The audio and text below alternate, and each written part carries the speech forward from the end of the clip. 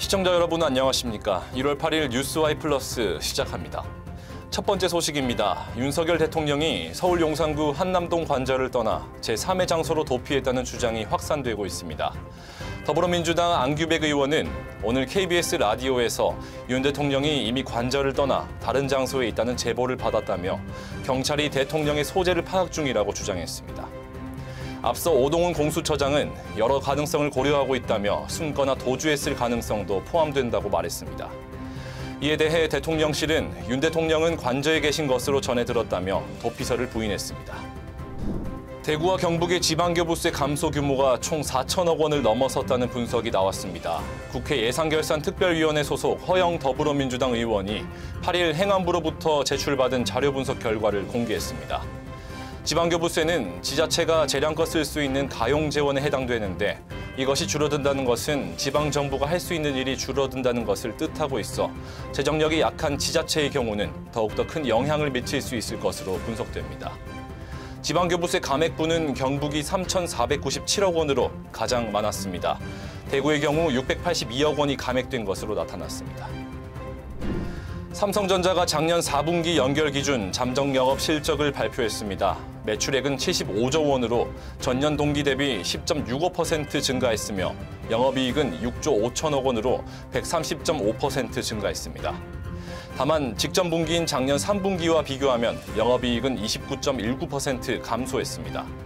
이는 시장 전망치보다 낮은 수준의 실적이었습니다.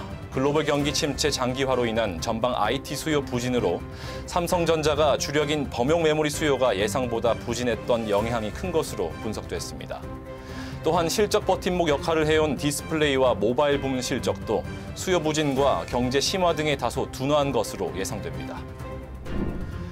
해외 투자자들이 지난해 4분기 아시아 지역 주식시장에서 많은 돈을 뺀 것으로 나타났습니다. 지난 7일 로이터 통신에 따르면 지난해 한국과 대만, 인도, 태국 등 아시아 주식시장에서 158억 달러, 우리 돈 약 22조 9천억 원을 상당의 주식을 순매도했습니다.